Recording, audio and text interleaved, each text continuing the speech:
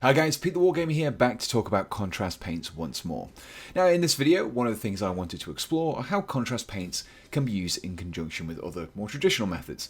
And the easiest way to do this was to paint a whole model. So in this video, I'll be talking you through the process I took to paint this Boingrot Bounderz and some of the techniques that I've used.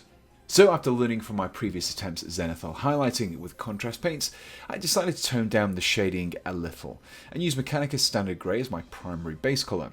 Over the top of this, I then sprayed some grey sear from above.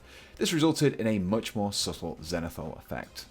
Over the top of this primer coat, I then proceeded to apply my base colours using some contrast paints exclusively. Each of these, unless otherwise specified, consisted of just a single thick coat applied straight from the pot. First, I began by giving the squig an all-over coating of Blood Angel's Red, taking care not to overspill onto the other areas. This was followed by Black Templar over the rider's robes, and then I applied some Wyldwood over the lance to give it a dark wooden appearance. Once dried, this gave the lance's surface subtle differences in shades of brown, which helped to boost the realism. Once the lance was completed, I applied some Basilicanum Grey over the areas of armour. I chose this particular colour as I wanted to see how well contrast paints could be used to create non-metallic effects.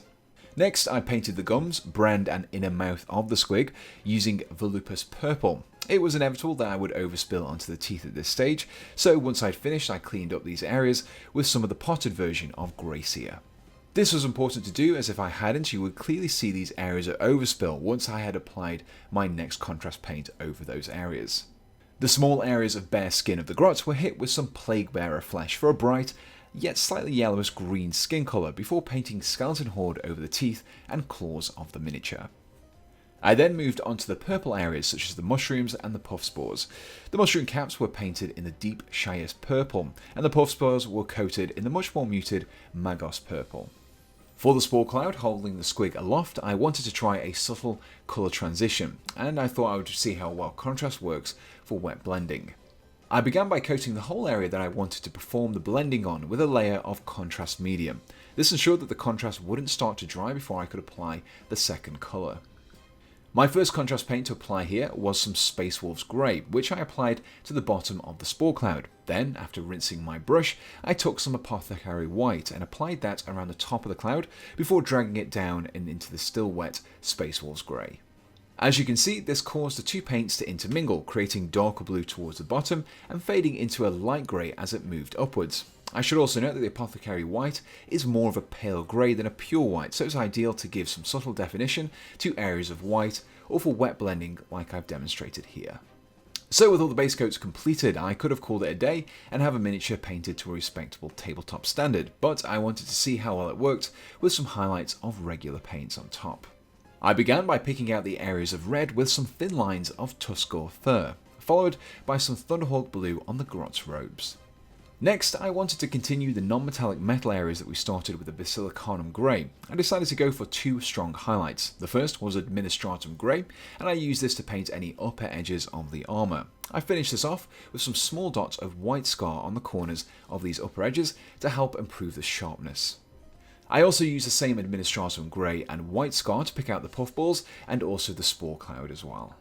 The wooden lance was picked out with some Karak stone, and I highlighted the areas that we base coated with Volupus Purple and Shyish Purple with some pink horror. This was followed by the teeth and claws being edged with some Ushabti Bone. Finally, the edges of the fingers and knuckles were picked out using some Ogren camo. And so that concludes yet another contrast experiments video. Hopefully this will have given you a better idea of how contrast paints can be used in conjunction with regular painting techniques. The result that we have here is pretty much the same as the usual base, wash and highlight method, but I finished the model in around half the time that it would take to do a more traditional painting process. For me, this is great. It means I can shave off a good amount of painting time whilst retaining similar results to what I received pre-contrast paints. It was also a good opportunity to test out a few other techniques, such as wet blending with contrast paints and also using them as a basis for basic non-metallic metal effects. So as before, let me know if there are any techniques you would like to see me try out with contrast, and I'll do my best to cover them in some future videos.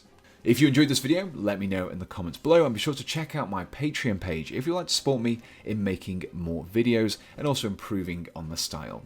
So the only thing left to say is, thanks for watching and goodbye.